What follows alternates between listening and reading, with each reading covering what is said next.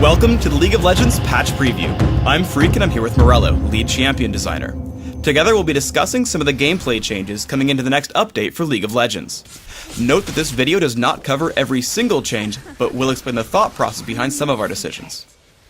Kayle is a hybrid carry and support champion that just isn't strong enough to fill either of these roles well. Divine Blessing's haste, duration, heal, and mana cost are all going up. Why make these changes? This buff is really for defensive support Kayle. Divine Blessing is now more comparable with other burst heals in our game and really allows Kayle to save teammates much more effectively. There's a lot more flexibility here too. For example, you can haste a tank to either initiate a team fight or haste another ally to kind of speed up a gank. The mana cost increase is a simple tuning fix with the increased heal amount. This lets Kayle save teammates out of dangerous situations and feel really heroic without letting health sustain get too out of hand. For players who want to use carry Kayle, this will both help you get away from ganks and other bad situations, as well as help you chase down and finish off wounded enemies. This should make Kayle better no matter how you choose to play her. TEEMO's getting a few buffs and bug fixes in the next patch, but I wanted to highlight one in particular.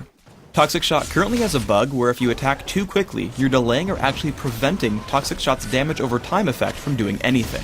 In this patch, we're fixing it so that Toxic Shot will tick once per second as expected, regardless of how fast TEEMO's attacking.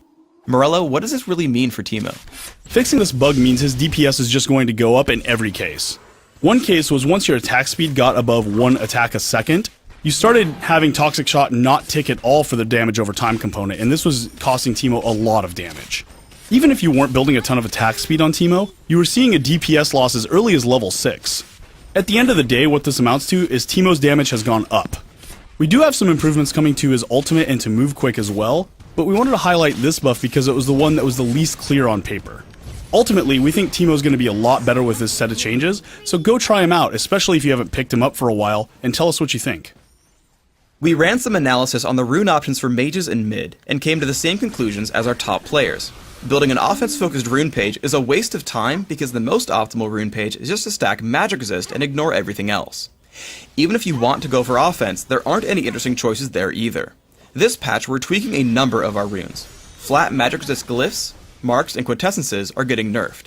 Meanwhile, flat ability power glyphs, magic penetration glyphs, and magic penetration quintessences are getting buffed.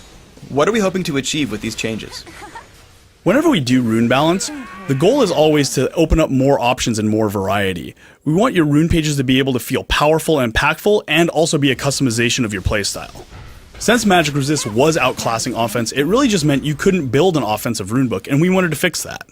For people who did choose to go offensive, there just weren't enough viable options for good runes on the table.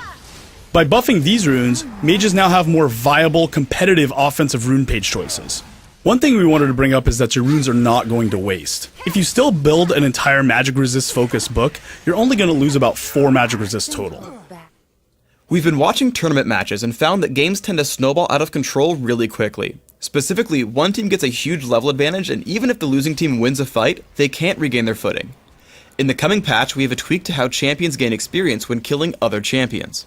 In short, killing someone many levels above you will reward more experience than before, while killing someone beneath you will grant a lower reward. What do we expect to see coming out of this change?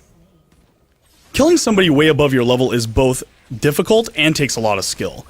Making you get kind of a giant killer bonus is much more rewarding and appropriate for what you just accomplished.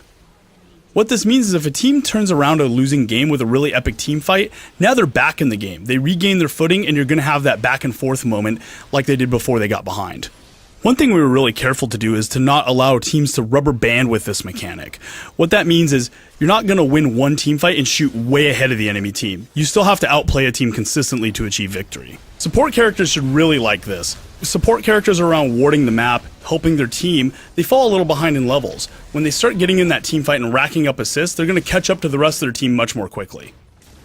Thanks for tuning in to the League of Legends Patch Preview. Please subscribe to the Riot Games YouTube channel above, and don't forget to thumbs us up just below the video.